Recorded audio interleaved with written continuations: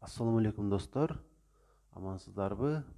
Бүгүн дагы сиздерге аз болсо дагы пайда келтире турган маалыматтарды жеткиргенге келип калдым.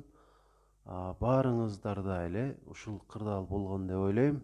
Рецепт жазылган кагазды алып дарыканага киресиз жана дарыканачы сизге ошол эсеп катарда турган жазылган дарылардын баарын алып келет дагы канча сом болгонун айтат. Сиз төлөйсүз жана ал сизге мүмкүн 10 сом, мүмкүн 15 сом кайтыш керек болуп калат. Жана ошол кайтым жок болот дагы көбүн эсе витамин ала коюңуз деп сунушталат. Сиз баш тартпайсыз, дароо эле алып кетесиз, анткени ал дагы сиз үчүн пайдалуу экендигине ишенесиз. Таблетка түрүндөгү витамин көбүнчө аскорбиновая кислота болуп калат. Бүгүн ушул нерсе тууралуу айтып берүүнү туура көрдүм. Анткени бул актуалдуу маселе. Жөнөкөй элге зыяны тие турган маселе деп айтсам болот.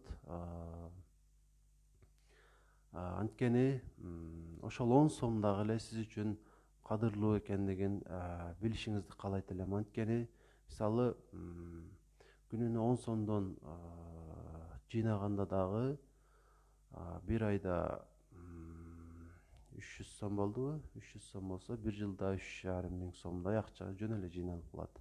Бул дагы кичинекей маселеңизди болсо дагы чечип калышы мүмкүн.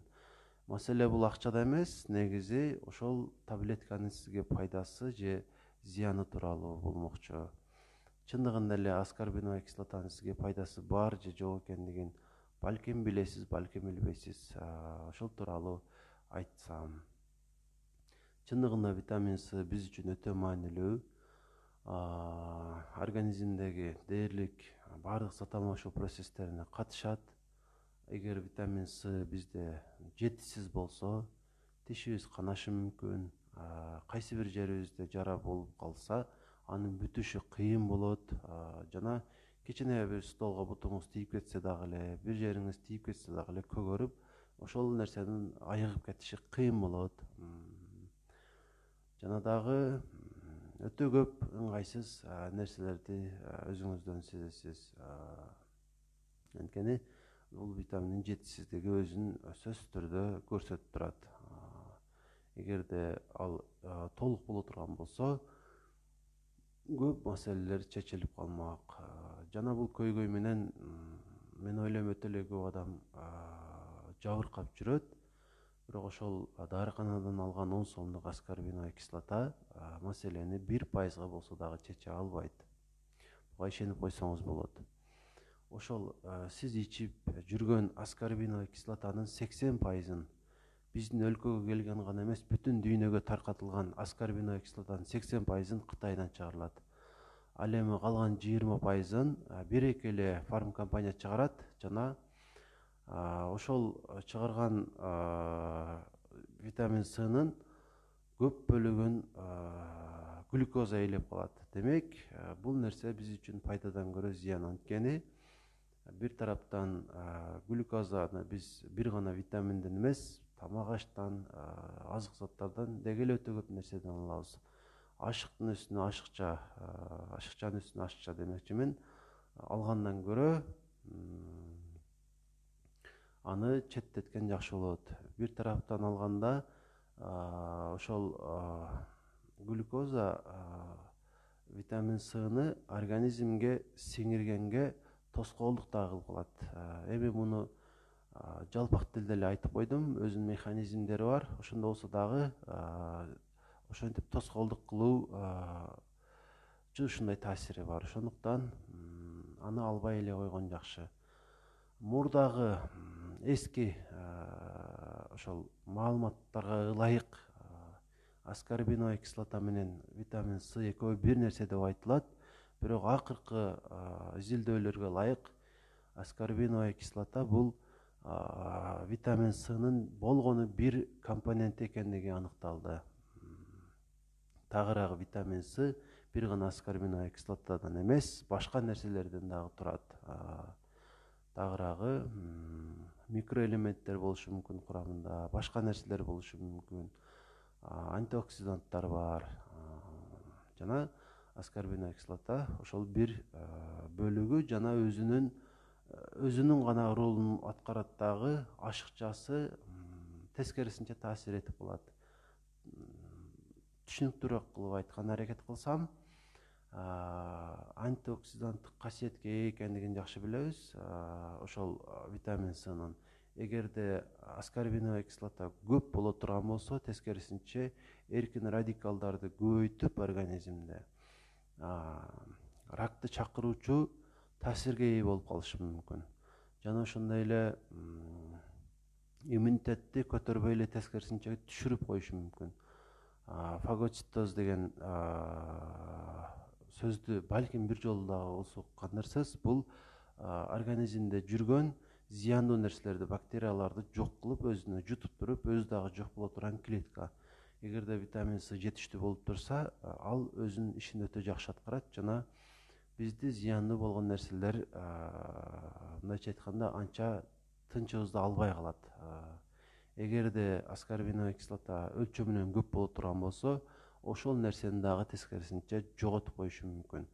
Жана көбүнчө вирустук инфекцияларга, мезгилдик, көбүн эсе күздө, кышта боло турган гриппке кабылуу мүмкүнчүлүгү бизде тескерисинче көп болот. Андыктан синтетикалык витамин С'ны, аскорбиновая кислотаны албай эле коюңуз. Балким ошол дарыканага 10 сомуңузду калтырып кеткениңиз дагы жакшы, аны алгандан көрө. Анын ордуна табигый азыктардан витамин С'ны алганыңыз жакшы.